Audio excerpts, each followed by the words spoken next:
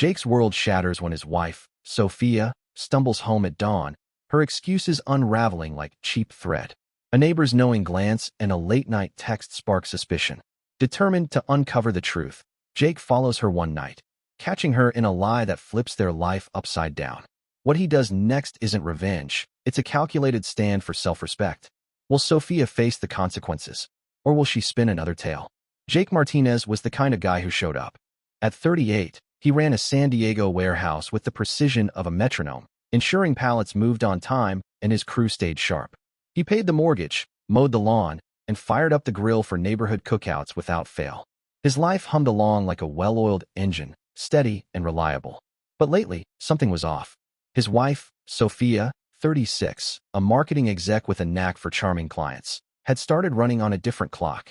It was 5:07 a.m. when Jake heard the front door creak. He was in the kitchen, nursing a black coffee, the digital clock on the microwave blinking its judgment. Sophia slipped in, heels dangling from her fingers, her purse slung carelessly over one shoulder. She froze when she saw him, then flashed a smile that didn't reach her eyes. "Late night at Mia's," she said, tossing her keys into the bowl by the door.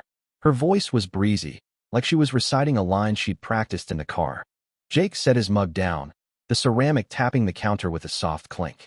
"Mia's, huh?" he said, leaning back in his chair. His tone was even, not accusing, but sharp enough to cut through the haze of her excuse. "She sent me a video at 10 last night.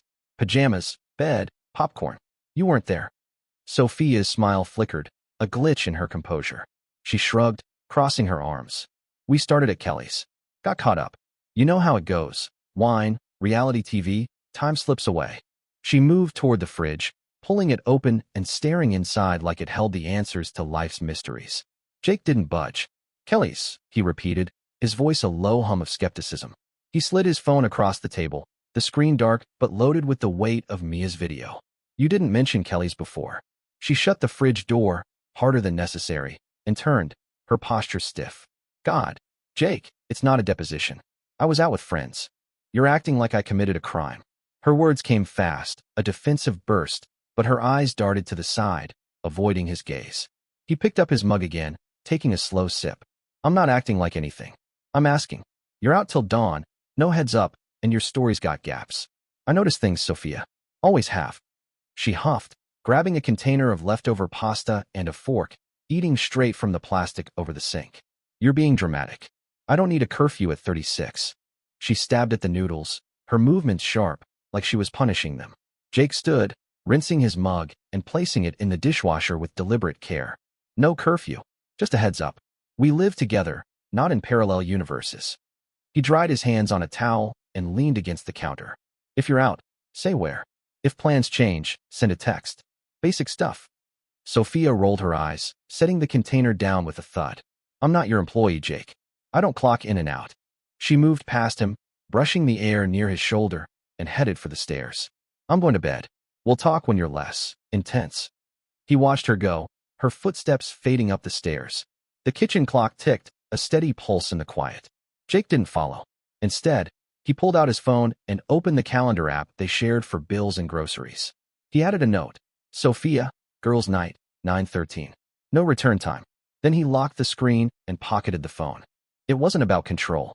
It was about clarity. He'd spent years keeping their life in order, and now the edges were fraying.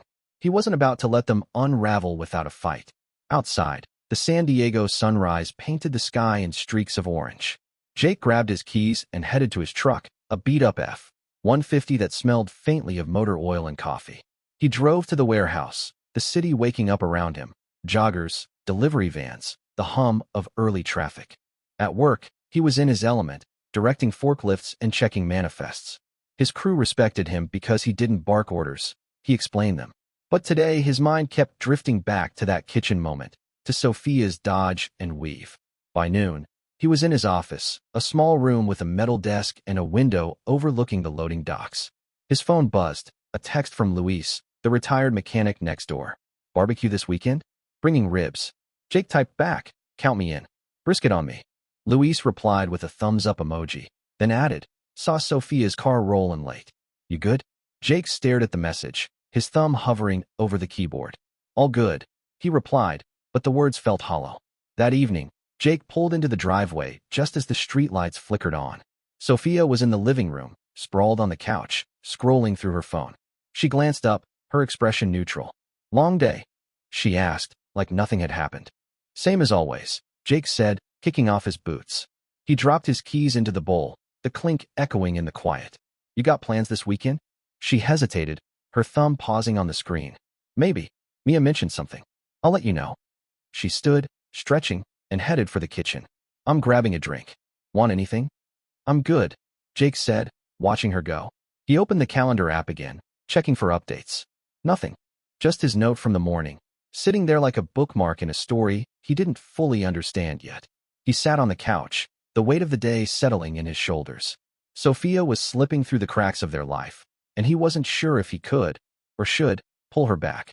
But Jake wasn't a quitter. He'd built a career on solving problems, on moving heavy things from one place to another without breaking them. If Sophia was testing the limits, he'd set some of his own. Not out of spite, but survival. The first step was simple. Pay attention. He'd watch, listen, and piece together the truth. Because if there was one thing Jake knew, it was that lies don't stack neatly. They wobble, and eventually, they fall.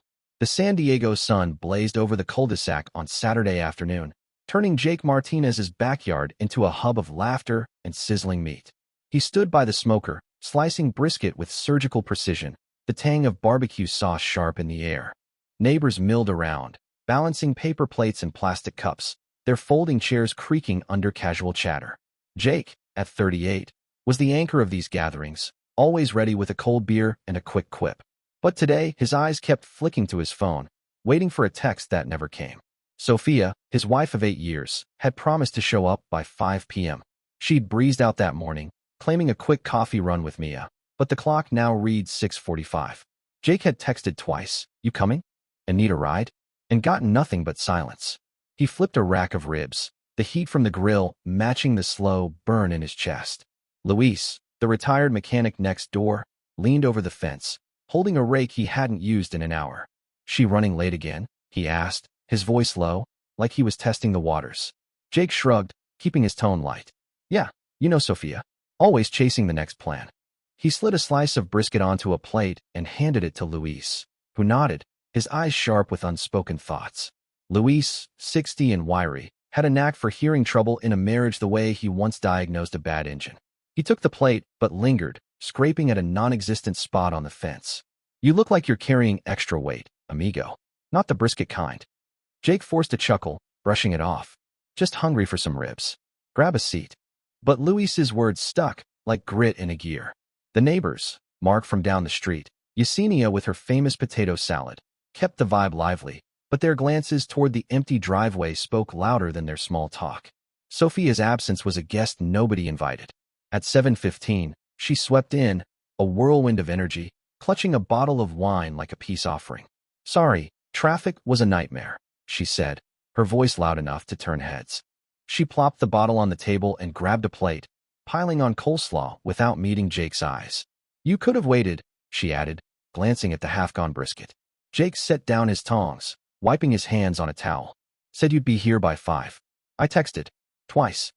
His words were calm, deliberate, but they carried an edge, like a blade wrapped in cloth.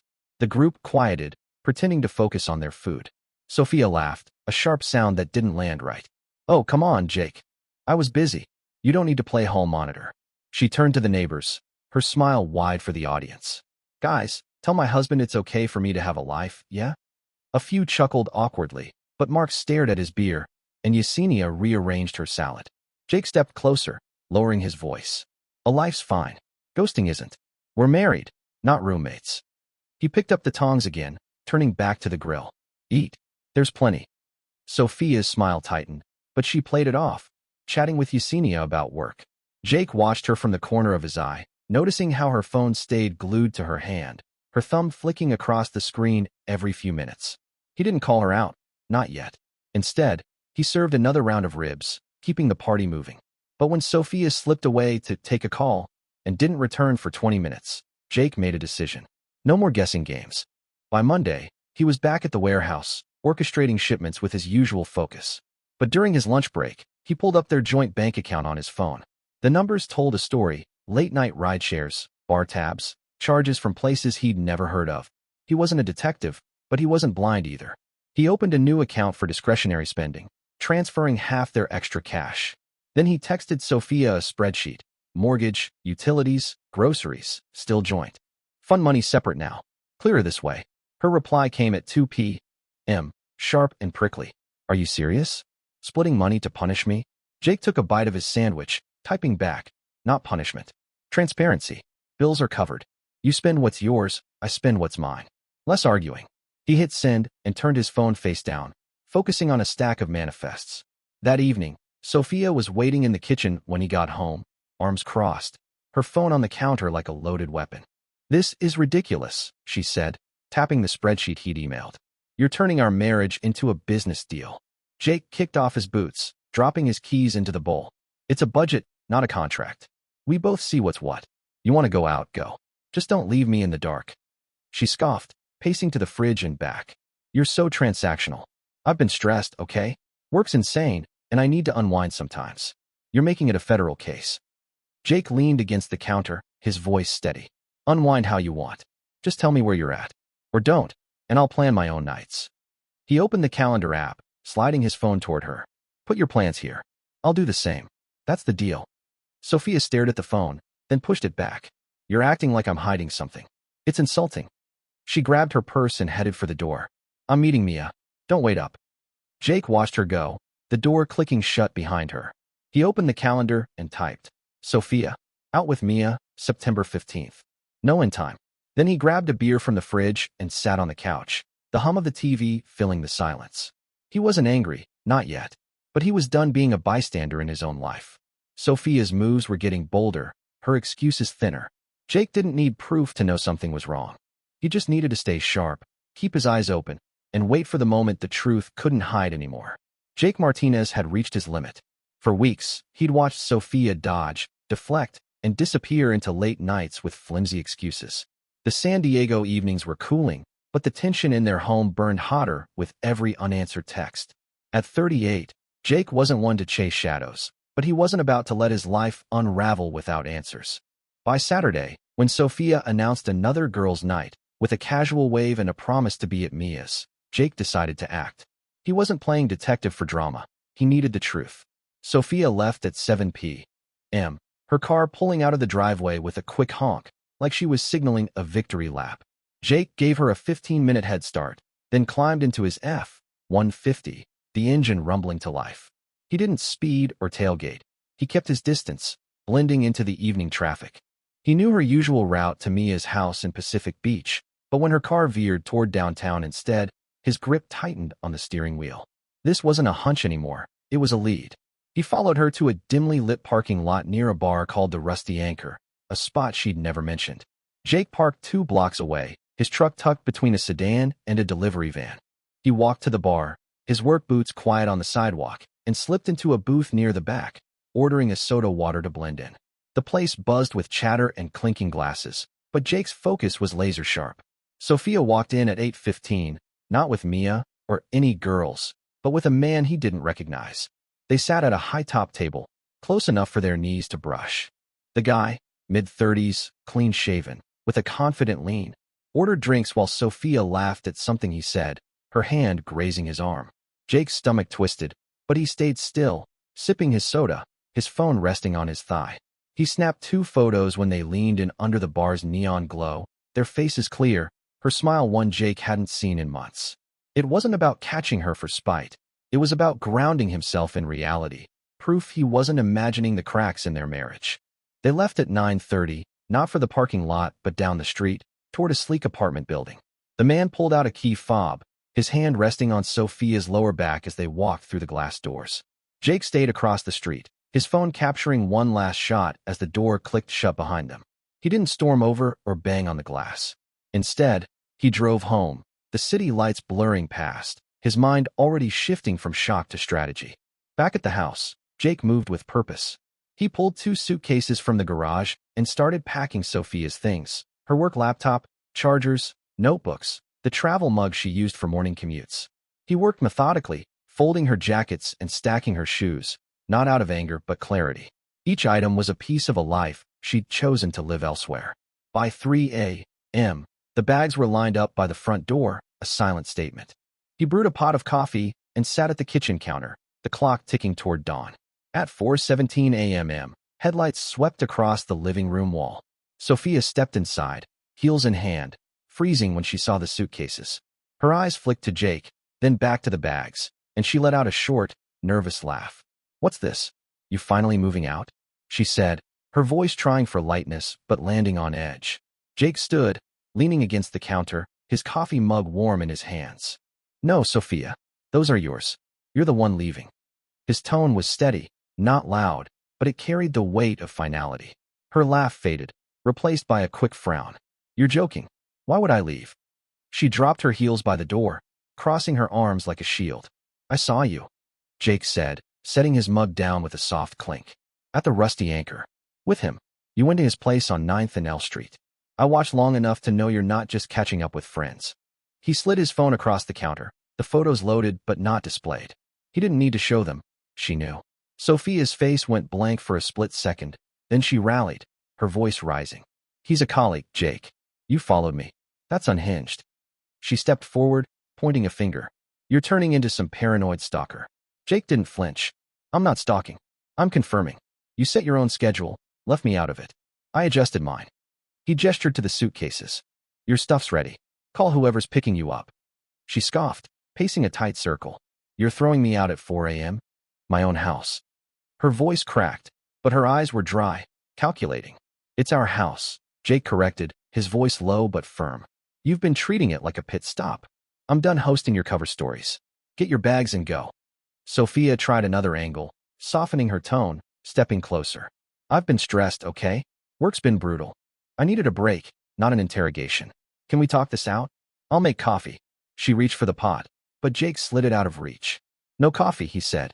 "No more talking in circles. You made choices. I'm making mine. Call your friend, or a rideshare, or walk. Your call." He pointed to the door, his hand steady. She stared, her jaw tight, then grabbed her phone, typing furiously. "You're going to regret this," she muttered, snatching her heels. "You're blowing up our life over nothing." Jake opened the front door, the cool night air rushing in. "It's not nothing. It's the truth. Move your stuff to the porch if you're waiting for a ride." He stepped back, giving her space but no room to argue. Sophia dragged one suitcase outside, then another, her movements jerky, like she was fighting the weight of more than just luggage.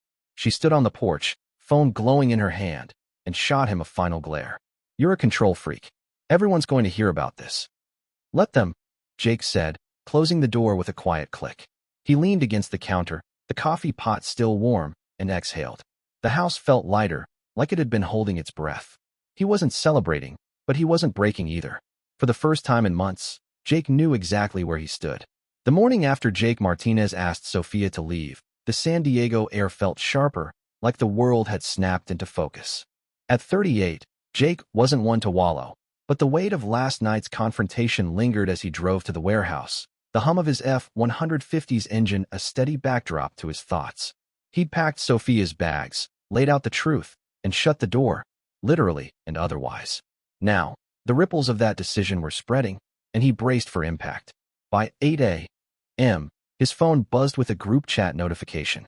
Yesenia, the neighbor with the killer potato salad, wrote, "Jake, heard you had a rough night. You okay?" Before he could respond, Sophia's message popped up. "He's lost it. Kicked me out for no reason. Total control freak." Jake's thumb hovered over the keyboard. He didn't want a public brawl, but he wasn't about to let her rewrite the story. He uploaded the 2 photos from the Rusty Anchor, Sophia and the stranger, heads tilted close under the bar's neon, and hit send. No caption, no drama. Just evidence. The chat went silent, the kind of quiet that screams. At the warehouse, Jake buried himself in work, directing a shipment of auto parts with his usual precision. His colleague Brandon, a wiry guy who handled hiring, poked his head into Jake's office at noon, balancing a coffee cup. "Heard some noise about you and Sophia," he said, shutting the door with his hip. "She swung by Saturday, spinning a tale about you losing your mind. Told her we're a warehouse, not a therapy clinic." Jake leaned back, stacking manifests. "She's building a narrative. I'm not buying it." He sipped his coffee, the bitter edge grounding him. "Appreciate you shutting it down." Brandon nodded, scratching his jaw. Skiller said she called you a stalker. I told him that's not your style.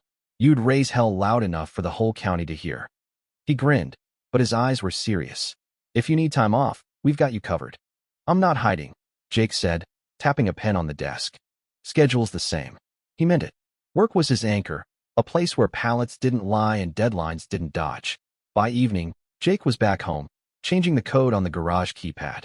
He boxed up Sophia's forgotten items, a hairbrush, a stack of notepads, a pair of earrings she'd left on the bathroom counter, and set the box on the porch with a note. Pick up by 6 p.m. Text for later. No games. He didn't lock the door with spite. He locked it for peace. Sophia's campaign kicked into gear. She texted mutual friends, painting Jake as unhinged, a jealous husband who couldn't handle her social life. Jake didn't chase the rumors. When Mark, a neighbor who loved craft beer and bad puns, called to check in, Jake sent him the same photos. That's all you need to know, he said, keeping it short. Mark replied, damn man, let's grab a beer soon. Jake agreed, but didn't set a date. He wasn't ready for pity drinks. At 5:03 p.m., Sophia texted, coming with Yesenia for my stuff. 6 sharp. Jake replied, on the porch. Be prompt. When they pulled up, Yesenia stayed on the sidewalk, her posture stiff, like she'd rather be anywhere else. Sophia marched to the door, trying the old code out of habit. It didn't work. She held up her key, waving it like a flag. You changed it? That's low, Jake. He stepped outside, hands in his pockets. Hand over the key, please. His voice was calm, a line drawn in the sand. Sophia tossed it into the grass, then retrieved it with a huff, slapping it into his palm. This is cruel, she said, loud enough for the neighbor's windows to catch it. You didn't even hear me out. I heard plenty, Jake said, pointing to the box. You set the rules. Late nights, no answers. I set a boundary. You crossed it. He folded his arms, standing firm by the porch steps. Yesenia shifted, clearing her throat. Let's just grab the stuff, Soph. She moved toward the box, but Sophia stepped closer to Jake, her voice dropping to a pleading tone. I miss you. I'll cut back on going out. We can fix this. Jake shook his head, unmoved. You had 3 chances to be straight with me. I'm done with the act. He gestured to the box. Take it and go. Sophia's face hardened, the soft plea vanishing. You're making a scene, she snapped, grabbing the box with a jerk. Everyone's going to know what a drama queen you are. I'm not the one shouting, Jake said, stepping back. Yesenia tugged Sophia's arm, whispering, let's go. They loaded the box into Yesenia's car, Sophia muttering under her breath. As they drove off, Yesenia shot Jake a glance, not pity, but a nod of respect, like she saw the line he'd drawn. That night, Sophia's social media lit up. Posts about toxic relationships and finding freedom flooded her feed, each one a jab at Jake. He didn't engage. Instead, he cooked a burger, ate on the couch, and watched a Padres game. The crowd's roar a welcome distraction. His phone buzzed. Luis, the neighbor, texting, heard the chatter. You holding up? Jake replied, solid. Thanks for the ribs last week. Luis sent a fist bump emoji, and Jake set the phone down. The next day, Brandon mentioned Sophia had called the warehouse again, fishing for sympathy. Told her to take it up with HR if it's a problem, he said, dropping a new coffee on Jake's desk. She didn't like that. Jake nodded, flipping through a delivery schedule. Sophia's stories were losing traction, friends stopped responding to her group chat rants, and Mark mentioned at a pickup game that people were seeing through the noise. Jake wasn't gloating. He was moving forward. He swapped his bedroom lock for good measure, not because he expected her back, but because every click of a bolt felt like reclaiming his space. He started a list in his notebook, new gym membership, a weekend hike, maybe a woodworking class. Small steps, not to erase Sophia, but to build something new. The house was quieter now, not empty, but waiting for what came next. And Jake was ready to decide what that would be. Jake Martinez woke to the San Diego sunrise, its golden light spilling through the blinds of his new condo. At 38, he'd traded the old house for a compact place closer to the warehouse, a fresh start with clean lines and no echoes of Sophia's half-truths. 3 months had passed since he'd set her bags on the porch, and the world had shifted, quietly, steadily, like a truck finding its gear. Jake wasn't running from the past. He was building a future, one deliberate choice at a time. He started his mornings with a run along the waterfront, the rhythm of his sneakers on the pavement syncing with the crash of waves. The routine grounded him, a counterpoint to the chaos Sophia had left behind. At work, he was still the guy who kept the warehouse humming, but his crew noticed a change. Brandon, his hiring manager, dropped by his office one afternoon, sliding a coffee across the desk. "You're lighter, boss," he said, grinning. "Like you dished a bad load." Jake tapped a stack of invoices, smirking. "Just streamlining operations." He meant it. The divorce papers were filed, the house sold, the proceeds split cleanly. He'd bought a used SUV with enough room for tools and weekend trips, a practical choice for a man reclaiming his space. The neighborhood hadn't forgotten, but it had moved on. Luis, the retired mechanic, invited Jake to a Tuesday night pickup basketball game with guys who argued about jump shots and lawnmowers in equal measure. Over post-game beers, Luis leaned in, his voice low. "Word is, Sophia's struggling. Lost her job, moved across town. That guy from the bar? Gone." He shrugged, cracking open a bottle. "Life sorts itself out." Jake nodded, taking a sip. "She'll figure it out. Or she won't. Not my job anymore." He wasn't cold, just clear. He'd stopped tracking her social media, where her posts about thriving had tapered off, replaced by vague captions and solo selfies. Friends like Yesenia and Mark had drifted from her orbit, their texts to Jake short but steady. "You good?" He always was. One Saturday, Jake's sister, Carla, set him up with Elena, a 35-year-old graphic designer who ran a marketing team with the same no-nonsense precision Jake brought to his warehouse. They met for coffee at a shop near Balboa Park, the air thick with espresso and possibility. Elena didn't fill the silence with chatter. She asked about his work, his runs, and listened when he answered.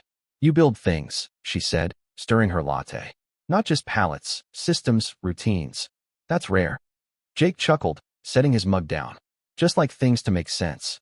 They ended up hiking Torrey Pines the next weekend, her dry humor matching his step for step. She didn't demand performance, just presence, and it felt like breathing after holding his breath for years. Sophia tried reaching out once, months later. A text at 10 p.m. "He wasn't who I thought. I messed up." Jake read it, his thumb pausing over the screen. He didn't know her a response, but he typed one anyway. "We're done. Move on." A week later, she tried again. "Can we talk?" He replied, "No. That's the boundary." Her final message was a photo from a bar, her smile forced, captioned with something about new beginnings. Jake left it on read, the image fading like a flyer torn from a pole. At work, the warehouse buzzed with new contracts, and Jake took on training a rookie crew, his calm directives earning their respect.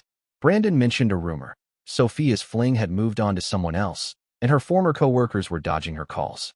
Jake didn't dig for details. He was too busy living, grilling with Luis, shooting hoops, planning a camping trip with Elena. She'd teased him about his meticulous packing list, then added her own, her handwriting neat next to his. One evening, Luis stopped by while Jake was tinkering with a leaky hose in the condo's small patio. He leaned on the railing, his usual rake nowhere in sight. "You're standing taller," he said, squinting at the sunset. "Not height, something else." Jake tightened the hose clamp, wiping his hands. "Learning balance," he said, echoing Luis's own words from months ago. "Takes practice." Luis grinned, nodding once, and headed back to his place.